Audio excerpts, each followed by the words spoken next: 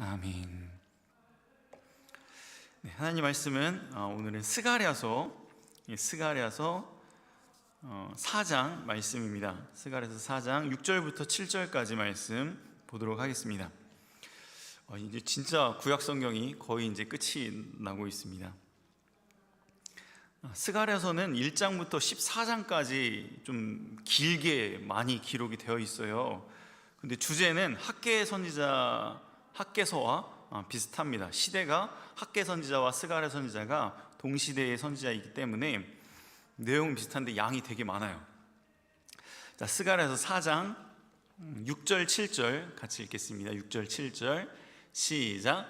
그가 내게 대답하여 이르되 여호와께서 스룹바벨에게 하신 말씀이 이러하니라. 만군의 여호와께서 말씀하시되 이는 힘으로 되지 아니하며 능력으로 되지 아니하고 오직 나의 영으로 되느니라. 큰 산아 네가 무엇이냐? 네가 스룹바벨 앞에서 평지가 되리라. 그가 머릿돌을 내놓을 때에 무리가 외치기를 은총이 그에게 있을지어다 하리라 하셨고. 네, 본 말씀을 통하여서 우리 아까 읽었던 7절 말씀에 근거해서 큰 산아 네가 무엇이냐? 평지가 되리라 말씀의 제목으로 진리를 증거하도록 하겠습니다. 큰 산은 말 그대로 진짜 큰 산이에요. 우리의 인생 앞에는 가끔 이런 큰 산과 같은 난관을 만날 때가 있습니다. 우리의 삶 가운데서 어떤 큰 산이 나의 앞길을 가로막고 있을 때 우리는 어떻게 그 큰 산을 통과해서 앞으로 나갈 수가 있을까요? 큰 산이기 때문에 내가 그것을 올라가서 그 산을 넘어간다는 것은 정말 너무나 어려운 일이에요. 근데 하나님께서 놀라운 말씀을 하시죠. 큰 산아 네가 무엇이냐? 이 뜻은 하나님이 보실 때에는, 우리가 볼 때는 앞에 큰 산이 정말 범접할 수 없는, 내가 도저히 통과할 수 없는 그런 난관이라고 여겨지지만, 하나님이 보실 때에는 큰 산아 네가 무엇이냐? 하나님이 보실 때는 별거 아닌 거인 겁니다.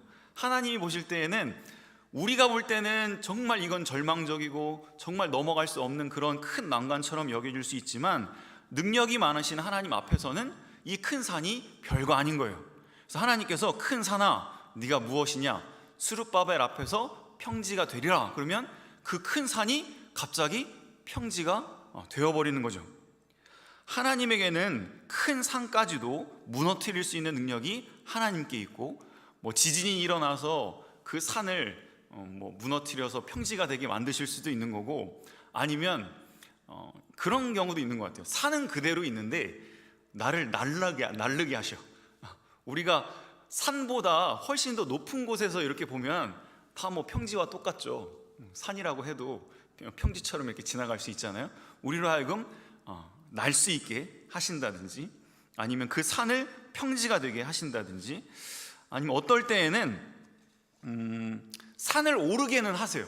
그런데 그 산을 오를 때에 그 산을 오를 수 있는, 감당할 수 있는 힘을 주시고, 또 산을 오르면서 어떤 보물을 얻게 하시는 그런 은혜들이 있는 것 같습니다. 그래서 오늘은 이 큰 산아 스룹바벨 앞에서 평지가 되리라 라는 말씀이 어떤 말씀인지에 대해서 같이 은혜를 나누도록 하겠습니다. 왜 하나님께서 스룹바벨에게 큰 산아 스룹바벨 앞에서 평지가 되리라 이런 말씀을 주셨을까요? 스룹바벨이 큰 산을 만났어요. 자기가 도저히 헤쳐나갈 수 없는 큰 어려움을 만났습니다. 그것이 무엇이냐면 페르시아입니다. 페르시아라는 큰 산이 자기 앞을 딱 막았어요. 도저히 이스라엘의 조그만 나라 입장에서는 페르시아라는 대제국을 이길 수가 없어요. 어느 정도 큰 차이가 나냐면, 이스라엘은 우리나라의 강원도보다 조금 더 커요. 그러니까 상당히 한 시보다 좀 더 큰 정도의 나라의 규모입니다. 인구도 적고 국력도 약하고, 지금 페르시아에 포로 잡혀 있잖아요. 속국으로 있고. 근데 페르시아는 중국보다는 좀 작긴 하지만, 지금의 중국보다는 좀 작지만, 그래도 그 시대에 그 중동과 전 세계를 가장 강력한 그런 나라였습니다. 그러니까 이 페르시아가 성전 건축하지 마라 그러면 그것을 어기고, 그래도 우리는 성전 건축하겠습니다라고 할 수가 없는 거예요. 왜냐하면 페르시아가 군사 조금만 보내도 순식간에 이스라엘은 전멸할 수밖에 없기 때문에 그 명령을 거역할 수가 없어요. 근데 원수들이 뭐라고 협박을 하냐면, 니네 아닥사스다 왕 때에 분명히, 아닥사스다 왕은 이 지금 다리오 왕 때인데, 스룹바벨에 있을 때가 다리오 왕의 전 왕이에요. 근데 아닥사스다 왕 때에 분명히 성전 건축을 하다가 이 사람들이 고소해가지고 아닥사스다 왕이 니네 성전 건축 하지 마라, 그래서 못했어요.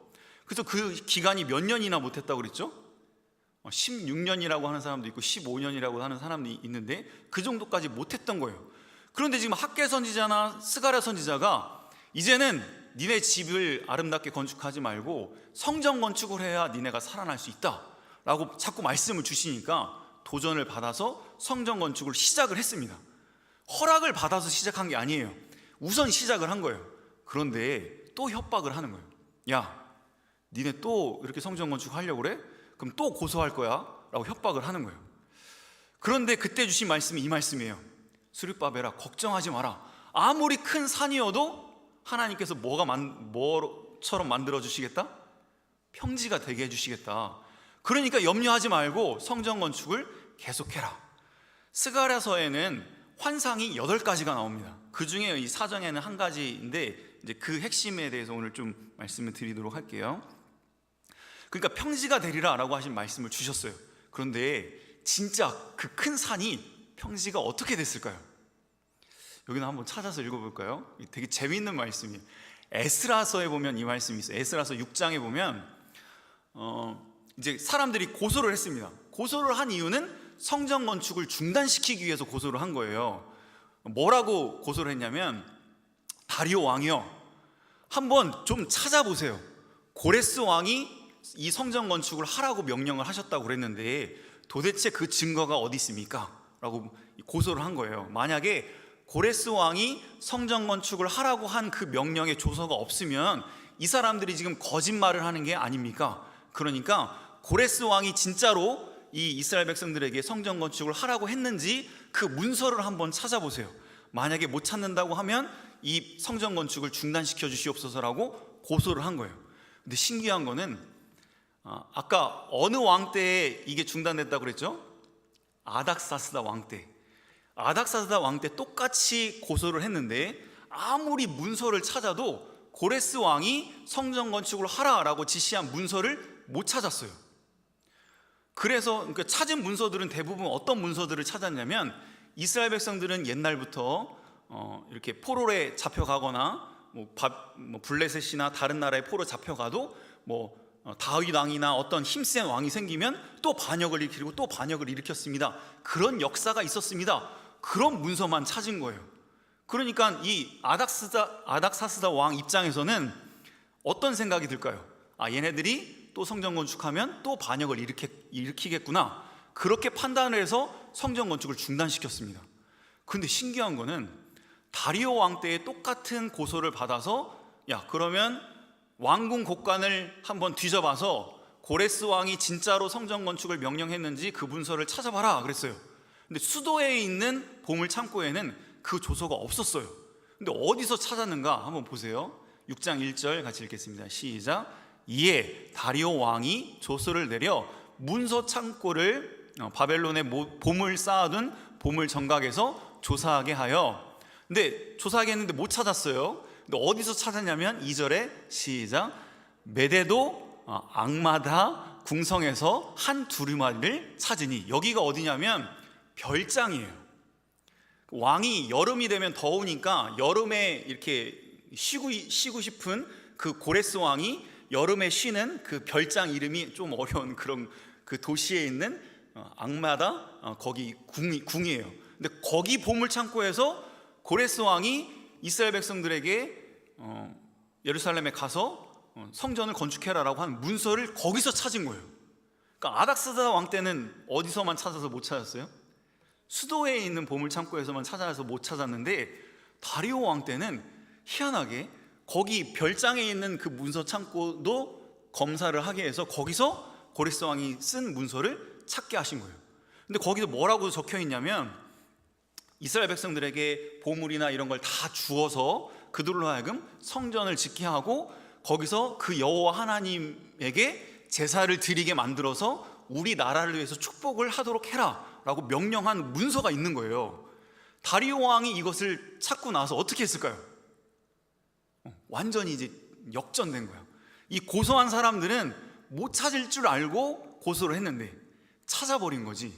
그래서 이제 이 다리오 왕이 명령을 합니다. 그 명령이 이제 쭉 내려와요. 좀 내려주세요. 한 5절부터 있을까요? 예. 좀만 더. 네, 5절부터 읽죠. 네. 아니다, 더 올려야 되나? 경비 주는 거. 3절부터 읽죠. 3절. 네, 같이 읽읍시다. 이 고레스 왕의 조서를 찾은 거예요. 같이 읽읍시다. 시작. 고레스 왕 원년에 조서를 내려 이르기를 예루살렘에 있는 하나님의 성전에 대하여 이르노니 이 성전 곧 제사드리는 처소를 건축하되 지대를 견고히 쌓고 그 성전의 높이는 60규빗으로 너비도 60규빗으로 하고 큰 돌 3켜에 새 나무 1켜를 놓으라. 그 경비는 다 황실에서 내리라. 이런 조서를 옛날에 느부갓네살 왕이 고레스 왕이 조서를 내린 거예요. 쭉쭉쭉 내려주세요. 이제 그 다음에 이걸 읽고 나서 다리오 왕이 어떻게 했는가 더 내려주세요. 네, 더. 좀 더 올려야 된다. 6절부터 있죠. 6절. 네, 같이 읽읍시다. 이건 이제 다리오 왕이 명령을 내린 겁니다. 같이 읽읍시다. 시작.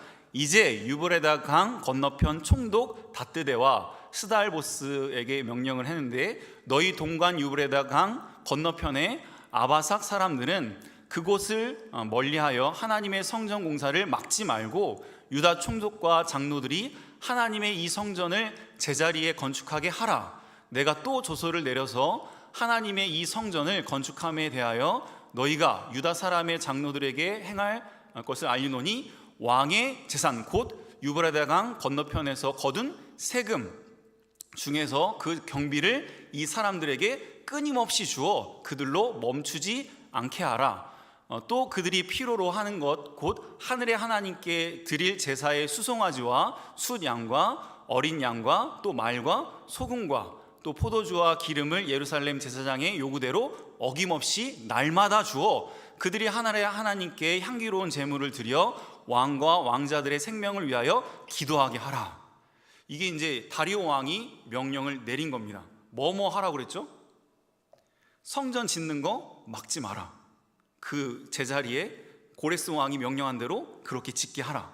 그리고 세금 중에서 원래는 이스라엘 백성들이 자기의 돈 이렇게 걷어가지고 성전을 건축하려고 했는데 이제는 어떻게 됐어요? 나라에서 그 세금에서 경비 필요한 재료들 다 사주면서 성전 건축을 해라 이렇게 명령을 내린 거예요. 또 뭐까지도 주라고 그랬죠? 날마다 제물을 드리는데 날마다 제물을 드릴 수송아지나 염소나 양이나 이 모든 것도 다 날마다 주어서 끊임이 없이 해라 라고 명령을 했어요. 자, 그동안 그 전에는 이 큰 산 페르시아라는 큰 산 때문에 도저히 성전 건축하는 게 불가능해 보였는데 이제는 하나님이 어떻게 버리셨어요? 평지에서도 막 고속도로를 내버리셨지. 막 경비도 다 주시고 재물 드릴 것도 다 제공해 주시고 사람들로 하여금 주변에 있는 나라 사람들이 옛날에는 못하게 방해했는데 이제는 서로 도와주도록 하나님께서 이렇게 완전히 역전시켜 주셨어요. 자, 그런데 이제 여기서 질문. 왜 아닥사스다 왕 때는 못 찾게 하시고 이 다리오 왕 때는 그 문서를 찾게 하셨을까? 그 문서를 찾게 하신 분도 하나님이시고 못 찾게 하신 분도 하나님이세요. 왜 아닥사스다 왕 때는 하나님이 그 문서를 그때도 찾게 하실 수 있었잖아요. 근데 왜 그때는 못 찾게 하시고 지금 다리오 왕 때의 그 문서를 찾게 하셔서 이 성전 건축을 형통케 하셨을까요? 하나님은 뭘 보신다고요? 우리의 중심을 보시는데 아닥사스다 왕 때에는 그 사람들이 성전 건축하려고 하는 그 마음의 자세가 하나님의 뜻에 합당하지 않았기 때문에 그때는 중단을 시키고 하나님께서 그 기간 동안에 이런 선지자와 또 어떤 고난의 그 과정을 통해서 하나님이 기뻐하시는 그 마음의 상태를 만드신 다음에 이제 성전 건축을 허락을 하시는 거예요. 그래서 이렇게 형통케 하셔서 그 페르시아라는 큰 산을 완전히 고속도로로 하나님께서 만들어 주셔서 오히려 그 사람들의 도움을 받으면서 그 성전 건축을 신나게 이제 하게 만들어 주셨습니다.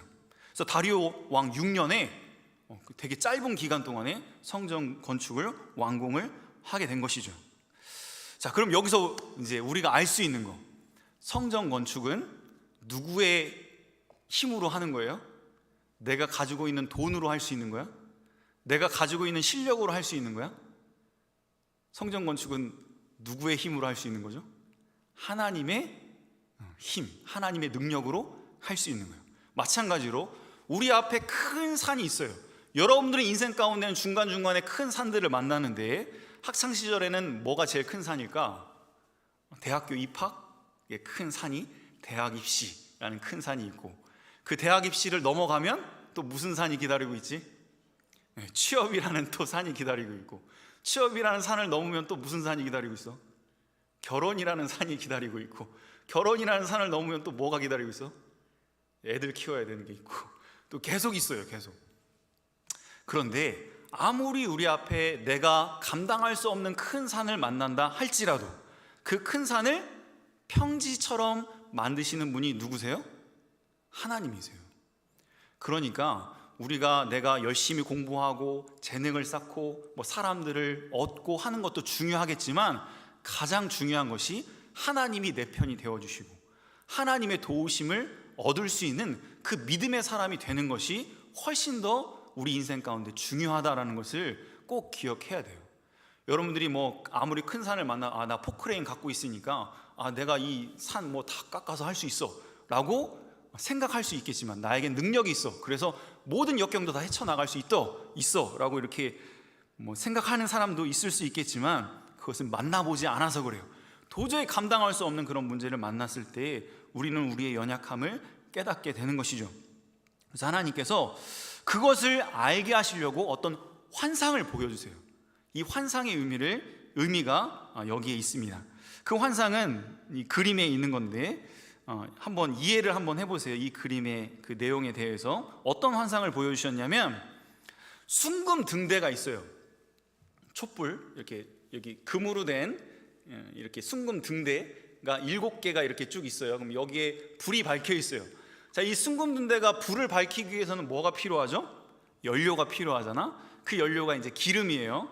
근데 두 감람나무가 이렇게 뒤에 딱 서 있어요. 왼쪽 오른쪽에. 근데 이 두 감람나무 앞에 그릇이 하나 있습니다. 이 그릇은 기름을 받는 거예요. 기름을 받아서 이 그릇에서 관이 7개가 연결이 되어 있어요. 등대에는 7등잔이 있고, 그러면 그 관이 연결이 되어 있어서 기름이 공급되어야만 뭐가 비칠 수 있어요? 순금등대가 빛을 비출 수 있는 거예요. 자, 그럼 여기서 중요한 게 뭘까? 순금등대가 불을 밝히기 위해서 제일 중요한 거 뭐가 중요해? 순금등대가 불을 밝히려면 필요한 게 뭐죠?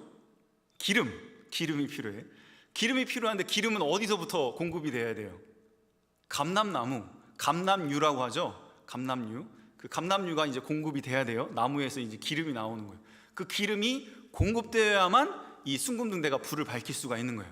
우리의 인생도 마찬가지라는 거예요. 우리의 인생도 우리가 행복하게 살고 이렇게 건강하게 살고 형통케 하는 삶을 살기 위해서는 어떤 에너지, 힘이 공급돼야 되는데 그게 성령의 은혜예요. 그 성령의 은혜가 공급되기 위해서는 우리가 하나님의 은혜의 수단들과 연결이 되어 있어야 돼요.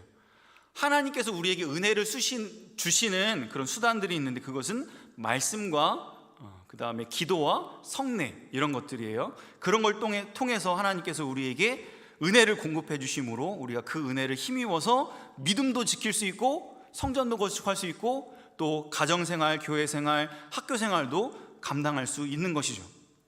그러므로 중요한 것이 마치 수르바벨 앞에서 큰 산을 평지가 되도록 하신 그 하나님의 능력이 있어야만 수르바벨이 성전을 건축할 수 있는 것처럼, 이 순금등대도 기름이 공급돼야 불을 밝힐 수 있는 것처럼 우리들의 삶 가운데서 하나님이 주시는 힘이 공급되어야만 우리가 신앙생활도 할 수 있고 삶도 윤택하게 살아갈 수 있다라는 것을 우리가 깨달아야 하겠습니다.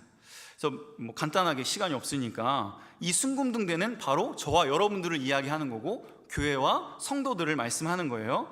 두 감람나무는 스룹바벨과 여호수아를 1차적으로 말하는데 궁극적으로는 예수님을 말합니다. 그러니까 우리가 누구랑 딱 연결이 되어 있어야 우리가 힘을 공급받을 수 있는 거예요? 예수님하고. 그러니까 여러분들이 진심으로 나를 위해서 십자가에 못 박혀 죽으시고 3일 만에 부활하신 그 예수님을 믿으면 그 믿는 순간 예수님과 우리가 연결이 되는 거예요. 그리고 그 연결된 그 관이 막히지 않도록 우리가 관리를 잘 해나가야 하는 것이죠. 이것은 여러 가지가 있지만 여기 목사님 공과에는 예수님하고 우리랑 그 연결해주는 관이 뭐냐면 교역자, 그러니까 말씀을 가르쳐주고 말씀을 전해주는 요즘은 목사님, 또 선생님, 또 전도자들이 될 수 있겠죠. 그 사람들하고 막히는 것이 없이 서로 존경하고 서로 사랑하는 그 관계가 되어야 서로의 말을 신뢰할 수 있고 그 말이 은혜가 될 수 있고 그래서 힘을 공급받아서 이 불을 환하게 밝힐 수가 있는 것이죠. 자, 이제 말씀을 정리하겠습니다. 우리 앞에는 큰 산을 만나는 경우들이 종종 자주 있습니다. 아무리 여러분들의 인생 가운데 큰 산을 만난다 할지라도 어떤 말씀을 꼭 기억하면 돼요? 이 말씀, 오늘 주신 요절의 말씀 뭐라고 말씀하셨죠? 큰 산아 네가 무엇이냐. 내가 볼 때는 정말 너무나도 크고 너무나도 힘겨운 그런 큰 난관처럼 여겨질 수 있겠지만 하나님께서는 그 모든 것을 오히려 합력하여서 선을 이룰 수 있도록 하나님께서 역사를 해주시는 겁니다. 마치 그 스룹바벨을 고소하고 방해하려고 했던 그 사람들의 고소가 오히려 그 문서를 찾게 만들고 그래서 경비도 다 얻고 또 재물도 다 얻고 하는 그런 형통케 하신 하나님의 은혜를 체험한 것처럼 여러분들에게 만나는 그 난관이나 또 큰 어려움이 여러분들의 인생에 큰 밑거름이 될 수 있고 하나님의 크신 축복이 될 수 있다. 그것으로 만들어 주실 수 있는 분이 우리 하나님이다 라는 것을 꼭 기억하고 내가 어떤 일에 더 힘을 써야 할까? 그러므로 여러분들이 은혜를 받을 수 있는 이 은혜의 자리, 하나님께 예배드리는 자리, 기도하는 자리, 또 말씀을 듣는 이 자리를 절대 놓쳐서는 안 되는 거예요. 정말 뭐가 더 중요한지를 우리가 알아야 되겠죠. 내가 돈을 버는 것이 내 인생에서 더 나를 윤택하게 만드는 것인가, 아니면 하나님께로부터 은혜를 공급받는 것이 더 지혜로운 방법인가, 이것을 학창시절부터 바른 가치관을 여러분들이 잘 정립을 해서 무엇이 더 소중하고 무엇이 더 중요한지를 잘 깨달아서 이 감람나무로부터 공급되는 이 어떻게 보면 연료, 그 에너지를 여러분들도 막히지 않고 잘 공급받아서 이 순금등대가 환하게 빛을 비추어서 하나님께 영광 돌려드리고 많은 사람들에게 하나님의 영광을 깨닫게 하고 드러낼 수 있는 우리 모든 믿음의 학생들 다 되기를 주의 이름으로 축원합니다. 이 말씀 기억하면서 같이 잠깐 기도드리겠습니다.